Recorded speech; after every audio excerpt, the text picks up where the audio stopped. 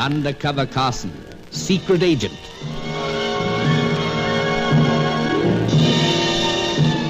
Operation Death Ray, an assignment in Rio.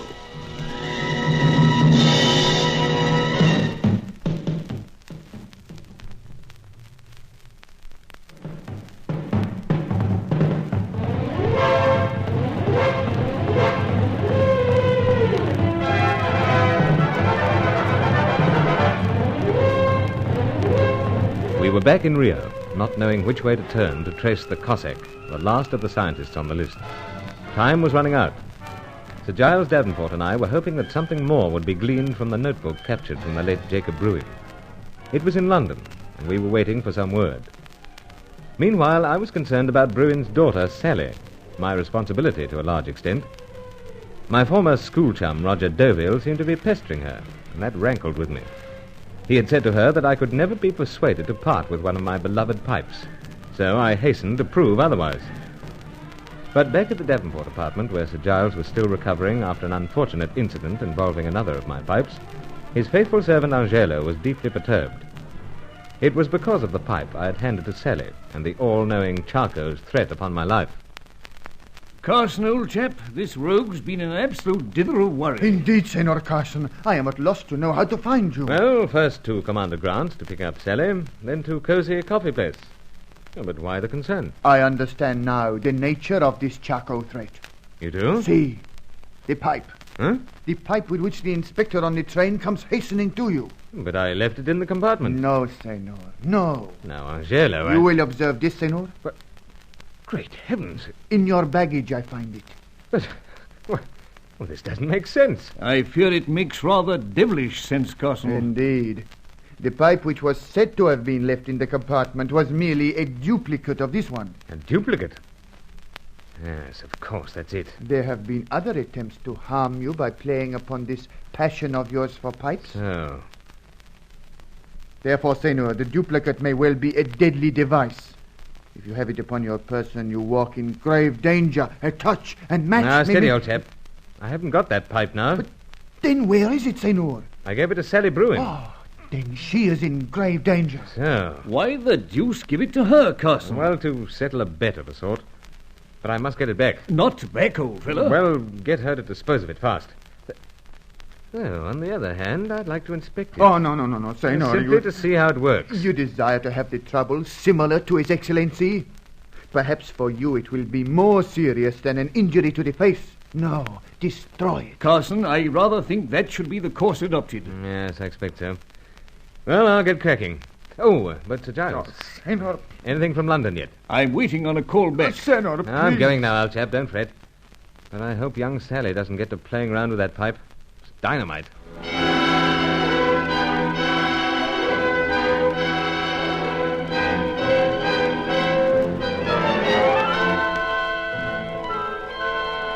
Angelo practically threw me out of the building. Not that he was concerned about Sally. He wanted that pipe, if loaded, out of the way before it could do me any harm. So I took a quick taxi ride to my hotel, where Sally also had a suite.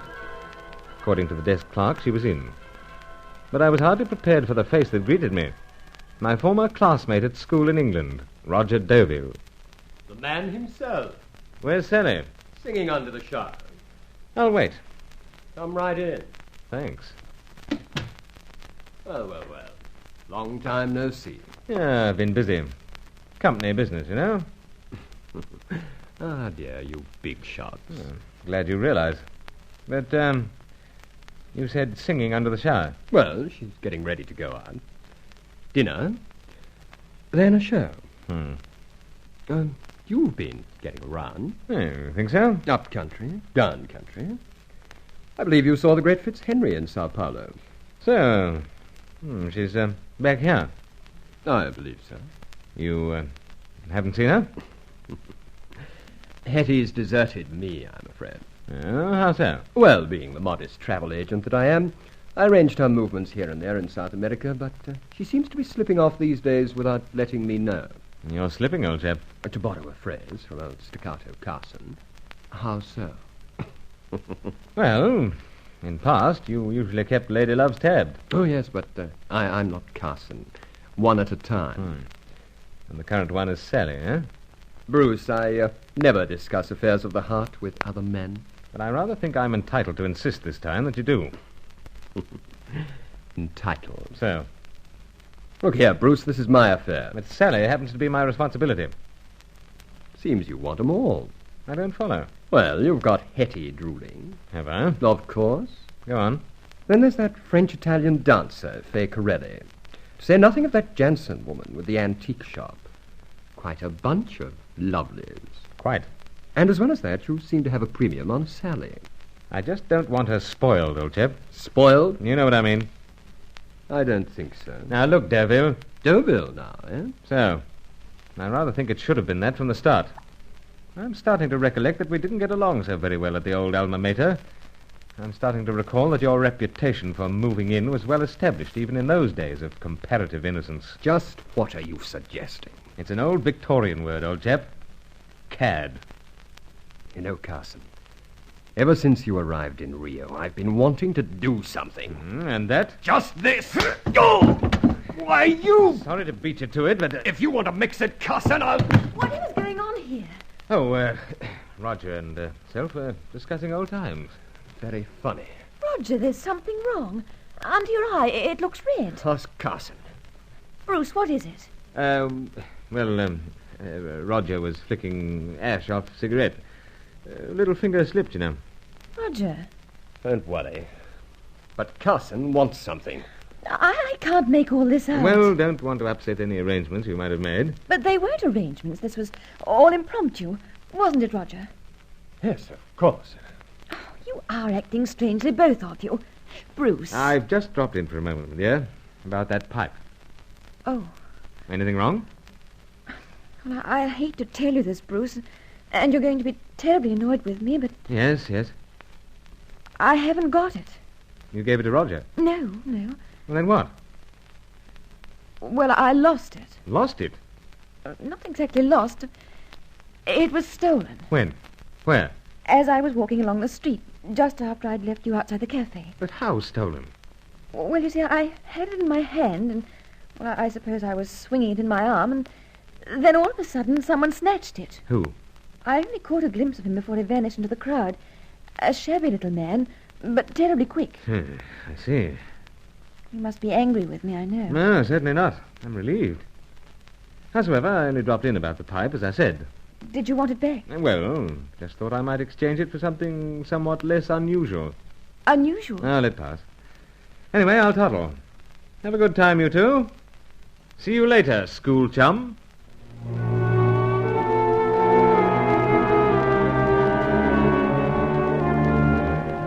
If looks could kill, friend Deauville would have slaughtered me. I dare say there was a large degree of just plain jealousy mixed up in my resentment of him, and perhaps I was wrong in letting things boil over. Sir Giles Davenport had long had Deauville on the list of those working against us in the frustrating search for the secret of this grim weapon of war. But back at his Copacabana apartment, he certainly had ideas about Sally. Since you rushed out, Carson, I've been pondering, as you'd say. It's very, very odd.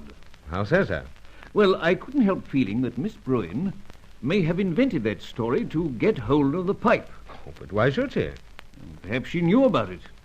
Knew that it was loaded? Exactly. Oh, can't subscribe. Perhaps she knew what would happen once you lit the deuced thing. All right. All she had to do was duck. And reveal herself?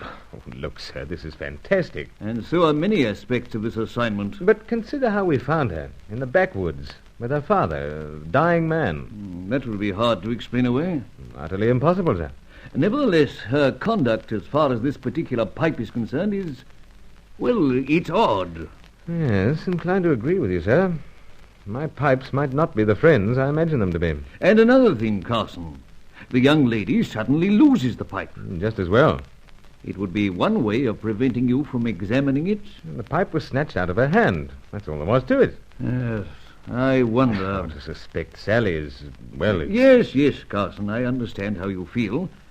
But as I keep pointing out, we must suspect everyone. Even Julius Grant, for instance? Oh, no, Carson, that's below the belt. Oh, how so? Well, after all, Julius Grant is an old friend of mine.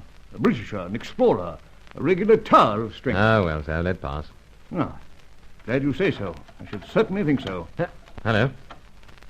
Key in the door, Carson. So, Having this deuced bandage round me eyes makes me ears unusually keen. Yes, I think it'll be Angelo. I am returned, Excellency. Good. Good, Angelo. Come along in. And tell me now, has that signal from London been decoded? Indeed it has, Excellency. signal from London, sir? Yes, Carson. Of course, don't get excited. It could be merely routine. No. It is of strange importance, Excellency. It is? Oh, I say, Carson, you'll have to do the honors. Yes, very well, sir. Oh, thanks, Angelo. Yes, Senor. Good.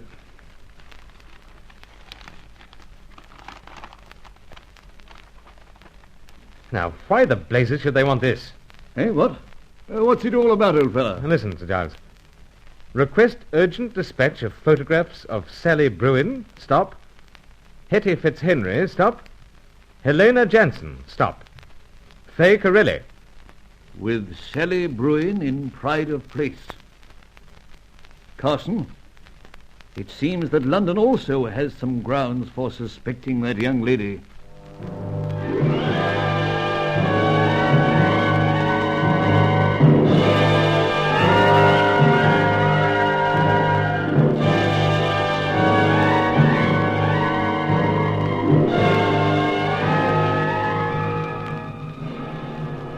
Giles insisted otherwise, but I tried to convince myself that it was merely a routine checkup.